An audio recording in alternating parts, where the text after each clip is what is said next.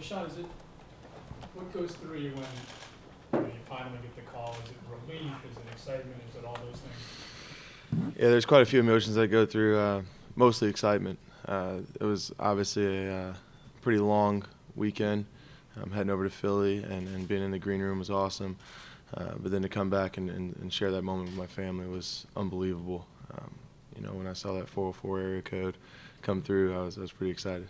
I don't know how detailed the discussions you've had with Coach Jackson yet, but what do you think you need to work on right away? Like, is there one thing at the top of the board that you've got to fix right now? Yeah, I think it's just simplifying everything and taking the adjustments that I've made in the last 2 months and, making sure they correlate with Coach Lee and Coach Jackson in the sense that there's some footwork things that I definitely need to clean up, and I know they have the answer for, so I'm just excited to work with them to, make those proper adjustments. Hey Larry, when you gave us that short version yesterday of your conversion to football. Long story short, I was 350 pounds. My parents, they said I was getting too fat, so they took away my game system, and they got me a coach. He trained me for a couple months. Long story short, I went from 350 to 247 in a year, bulked up to 262 for my junior year, and 267 for my senior year, and I kind of turned my life around, and I got my parents to thank. Larry, I read that you said you didn't want to play football, but your mother insisted that you play. So it was an interesting conversation. I was in the car with my coach, Robert Mitchell, and he took me to high school, and he was like, I asked him what we're doing here. He said, Larry, you gonna play football? And I was like, no, I'm not. He was like, yes, you are. I'm like, no, I'm not. And he got the permission slip from the lady at the front desk. He took it to my mom signed it, and I was on the football field that Saturday.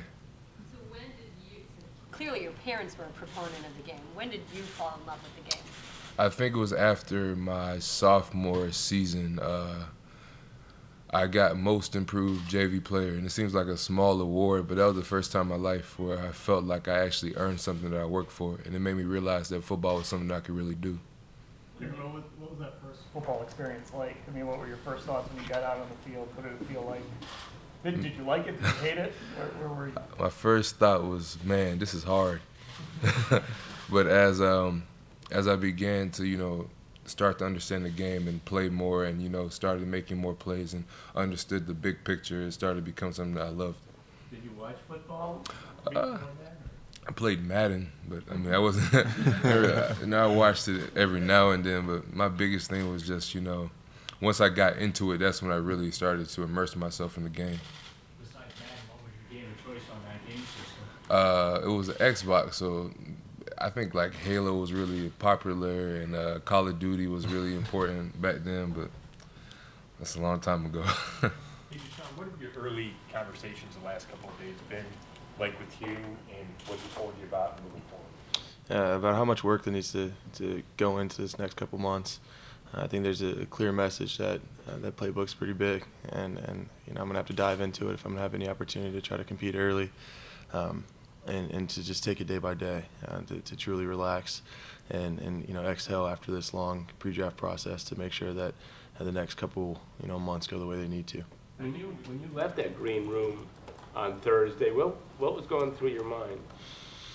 Well, there's a lot of emotion at that time. I was obviously disappointed as a competitor that I am. I would have liked to have gone on the first day, but at the same time, to walk out of that green room was an honor. To be considered one of the top guys, respected as one of the top prospects, was amazing, and my family had a great time. But I knew that I wanted to get back and also be able to experience the next couple of days with just my family, and to take the cameras and the media away from it and truly just enjoy the moment. There's a long way to go between now and September, but in terms of you possibly playing, being on the field real early, have you run through that whole scenario in your mind where you've told yourself, yeah, it would look like this if I'm starting as a rookie? Absolutely. As soon as they made that call, the first thought that you can have is having that jersey on and that orange helmet and being able to compete and trying to become an asset as quickly as I possibly can to this team. But at the same time, like you said, there's a lot of work. So those thoughts of having that orange helmet quickly turn over to how fast can I get into that playbook and learn as much as I possibly can. Your first college game was the first game your college ever played. So at the time, was the NFL even a thought for you? I think it always was just in the back of my mind, but as you know, we began to move up in competition and started playing bigger schools. That when I first got recruited to go to Charlotte, their pitch was we're going to play FBS in 2 years and we're going to move up, and that was an opportunity for me to understand that I could play against the so-called best competition and put myself on the map. So yeah, it was. I did have it in the back of my mind. DeShone, what did you take away from what a lot of people were projecting you in the first round, that obviously the league thought you were going to go in the first round for Philadelphia, and then it doesn't happen, and with the 52nd pick or whatever, now that you process all that, what comes to mind? That I'm in the right place for a reason, and that God always has a plan, and that His plan is in action now. After spending as much time as I was able to spend with Sashi and the coaches here, there's an obvious correlation and relationship that we were able to create that was good for me. And when I saw that opportunity to go coming up at that 52nd pick, I was more than excited to know that there was going to be a chance that I was going to be able to be a Cleveland Brown. So when that call came through, it kind of all came to fruition. DeShone, there's probably few positions in sports as pressure packed as being a starting quarterback at Notre Dame. How much do you think that experience has helped you now, the transition? I think it's probably my biggest asset as being the quarterback of Notre Dame. As far as the stage at the college level gets, I don't know if there's one bigger.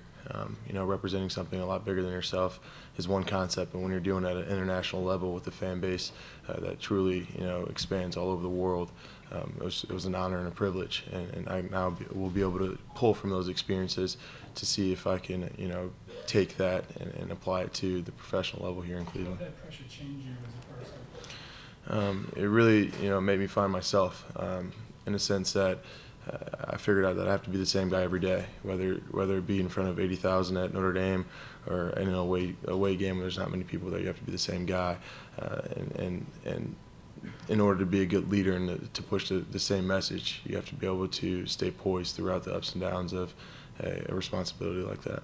DeShone, players will typically have some piece of motivation at this level. For some, it's a pre-draft scouting report that hated on him or whatever. For you, as you come into the league now, what's in the back of your mind is your motivation or your bulletin board material that you're going to remember? I think my motto's always been win from within. So rather than being a pre-draft speculation of me, I'm always going to motivate myself. I'm my biggest critic, and that's going to be all. The standard I set for myself will always be higher than any standard that anyone sets for me. So moving forward, it's just going to be me competing with myself to become the best quarterback I can possibly become. DeShone, looking back at last fall, the fact that you had an NFL decision looming, was that a burden or a distraction at all during the season?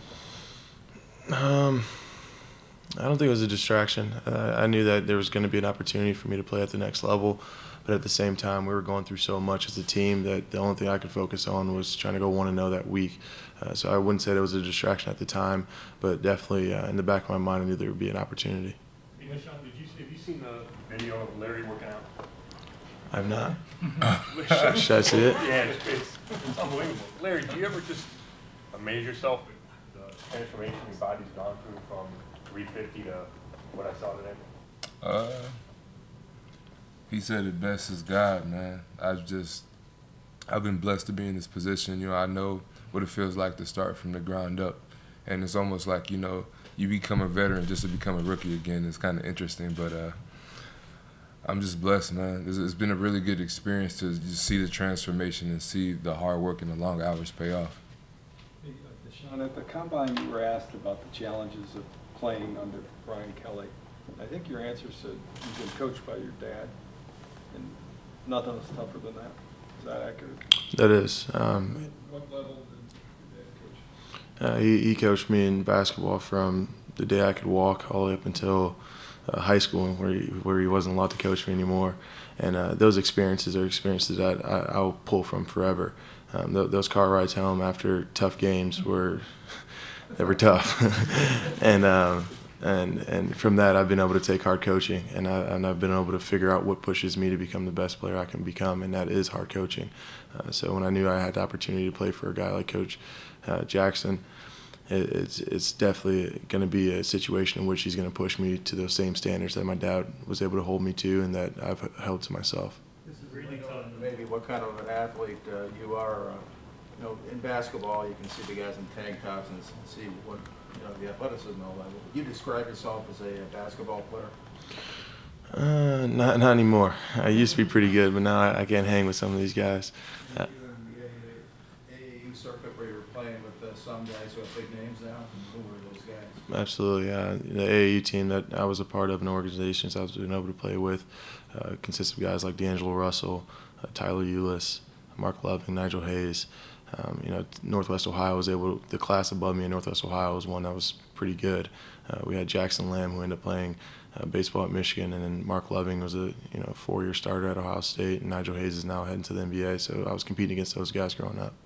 I mentioned last night that your family's Browns fans, so you know about the team's history and especially a lot of the recent struggles at your position. Sashi Brown and Hugh Jackson made it pretty clear last night that they're not putting the weight of the franchise on your shoulders as you walk in the door here.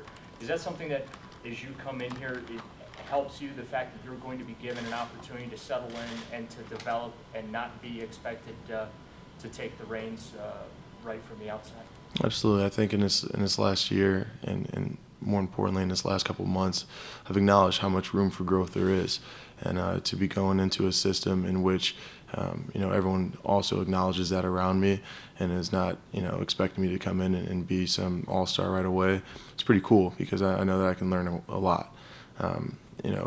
Obviously the history here at the quarterback position is one that's been recognized from quite a few people, and I'm just looking to do whatever I can to become a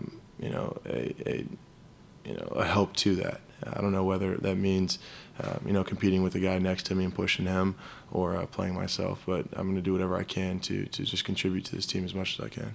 Talking about your dad being the toughest. On TV, it didn't look real pleasant coming to the sideline sometimes with Coach Kelly. I mean, did you ever reach a point where you wanted to put the helmet on his head backwards or something? No, like I said, that's what pushes me. As I'm walking to the sideline, there's no one more upset at myself than me after a bad play. But obviously, being met by him, he definitely makes me recognize it a little more. But after that, what people normally don't see is after that 10 seconds of him, coaching me hard, there was some great dialogue in which we were able to make corrections and go back out and have a successful drive after that. As unpleasant as it might have looked? Not really. I know his blood pressure gets going and he looks a little more red, but what he's saying is actually some good things I was able to take. Did you hear from him since the draft? Yeah, he was over. He was at the draft with me in Philly, and we enjoyed that experience together. And then he shot me a text yesterday, congratulating me on my my situation. What was your reception as a football player at a new football program at what had been a successful basketball school? And then how are you going to prepare yourself for the rather rabid fan base that the Browns have? The responsibility of being a quarterback at Notre Dame, I think, covers all of that. I think that there's, in that last 2 years or 2.5 years there, I was able to see a little bit of everything. The experiences, or the experience of having some success in 2015, and then not having so much success in 2016 is the one that allowed me to see it all from every perspective. And now, going back and reflecting on both of those seasons, I'll be able to, hopefully pull from all of that for the next couple of years now, and make sure I can do whatever it takes to get back to winning the way I know how. As an aside, just from the standpoint of Brady Quinn's from Notre Dame was a high draft pick here. Do you know him, and have you considered whatever lesson you might learn from Brady Quinn's experience with the Browns? We don't have a great relationship. We might have met once or twice, and he shot me a couple texts. But I definitely, understand his situation, and will use him as an asset to me to try to figure out how to, have some success a little more than he had when he was here. Larry, I saw you were a double major in computer science and biology. So if it wasn't football, what would you be doing? Probably medicine. I'd probably go to school to become an oncologist. My grandfather passed away from prostate cancer in 2007, so that's always been a big part of my life, was trying to figure out how I could be a better person. Because one thing that my parents always taught me is that life is bigger than you, and you have to treat people as such. So that's one of my big causes. Larry, what was a typical attendance crowd at your games in Charlotte? About 15,000. Yes, sir. Normal in the conference? Give or take. There's some schools that are bigger, but yeah. DeShone, if you had to play as a rookie, how would you handle it? I'd be pretty excited, and you know, I would prepare as hard as I possibly can. You know, the ultimate goal for me is to be able to once again contribute to this team as much as I possibly can, as early as I can. If that comes from me playing early, I'd be more than happy to take on that role. Did the pre-draft perception of you bother you at all? No. Kind of fueled by that Brady quote a little bit, I think. No, I think that you know, at Notre Dame, once again, there's a target on your back at all times. So there's perceptions coming from everywhere. When you go to a school where 50% of the world hates you and 50% of the world loves you, you learn to see right through it and focus in on yourself. Larry, Greg Williams makes no bones about his coaching style. He's a pretty energetic, in-your-face type of guy. Coming from a small program like Charlotte, you ready to work with a guy that's you know, ready to get in your face? Oh yeah, I'm excited. I mean, it's an amazing opportunity, especially when you got a guy like that in your room that's going to bring, you know, that energy and that enthusiasm to, you know, every meeting, every practice, and I feel like that's awesome. You know, you come in with open arms and an open mind, and you know, you make the most of your situation. So I'm really excited. Hey, Larry, Yes, sir. Hey, Larry, there are a lot of kids who struggle with those. Have you gone out and talked to kids about your story, or is that something you want to do? Yeah, I think the biggest thing is just being able to use myself as an example and allow people to see that, you know, it's not where you start, it's where you finish, and you can always, you know, put your best foot forward and get what you need to get done. And I'd love to go out and talk to kids and, you know, let them understand that, you know, they don't have to be a victim of their situation that they're currently in, that they can, you know, find a way to, you know, reach out and really make something special out of themselves, because they are. So I'd love to do that. In 2015, Notre Dame had the big year. You had a very big year. High expectations, and then things that happened this year. Excuse me. What have you drawn from that? You mentioned a little bit about the ups and downs, but I just think, you know, I was just wondering personally, even like, for example, you were told to go to Philadelphia, you don't get drafted, you had to wait for the calls, the losing. What has that done for you as growing up and maturing as a young guy? I think the biggest thing I've learned is how much goes into winning. You know, a lot of people think that it's all talent and it's all, you know, situation based, but you know, there's a lot that has to do with culture and environment. And you know, as a natural leader and in a position of leadership, I know how much goes into you know, trying to make sure the guys around you are put into the best positions they can possibly be to be successful. And quite frankly, I really haven't set, you know, certain things that I'm going to be able to pull from that. I think that those things are going to come as I continue to grow here. Being able to reevaluate a new locker room and being around you know, new teammates and seeing where the energy is here and where the environment is here, and then taking from the things that Coach Jackson is preaching here and see how the culture is going here to see what it's going to take for me to apply myself to their situation and see what I can do to get back to winning. How determined are you, though, to come in here and try to start right away like so many other rookies have done in recent years? You know, being a competitor I am, I think the only way that you can go out and contribute, or the best way to go out and contribute, is to be playing yourself. So I'm going to do whatever I can to learn as fast as I can, as quickly as I can to, you know, play. You know, that's the reason you play football, is to play, not to sit around and you know, watch from the sideline. So I'll do whatever it takes to, you know, contribute as quickly as I can. Sean, like every quarterback at the combine, you said you felt you were the best of the class. And Trubisky went 2nd overall, Watson went 10th overall, Holmes went ahead of you. You got Trubisky and Watson on your schedule this year. One of them's an exhibition game too. What do you think about head-to-head, at least in that first possible meeting against Trubisky in exhibition season? You know, what I learned about this whole draft process is not about, you know, when you win, it's about where you go. And I think that I truly believe that this is the best situation for me. And, you know, I look forward to playing against those guys. I've made, you know, good friends out of them. Deshaun Watson and I have been great friends growing up and kind of went through the whole college experience together, in the sense that we've been connected since 15. So to be able to play against him will be an honor and a privilege, but I just look forward to seeing whatever I can do here and see how quickly I can learn this offense here. Garrett said, before the draft and kind of backed it up here that, he wants to be basically the greatest NFL player of all time. In your USA Today quote, you said, why not me? Why can't I be the greatest quarterback that ever lived? Do you back that up, and do you come into the NFL with that as your goal? Absolutely. I think that's the reason that we all do what we do, is to be the best we can possibly be. But at the same time, I've quickly acknowledged how much work is going to go into that. And I look forward to now having the resources in front of me to get to that. You can say it all, and you can do as many media things as you want, but until you have a playbook in front of you, you can't go out and play. Sean, Last one. There's always, these quarterbacks in the AFC North that the Browns haven't had, but the other teams have had.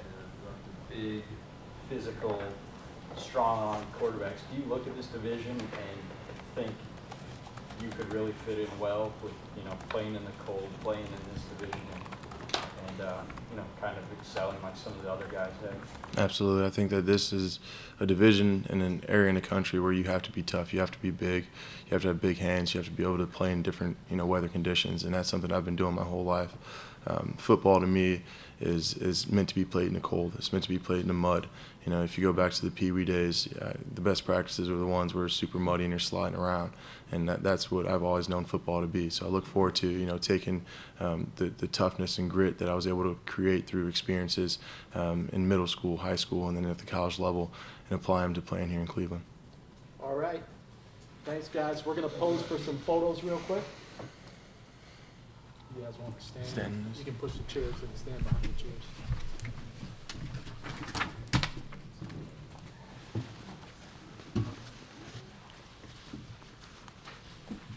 We haven't assigned numbers yet, so.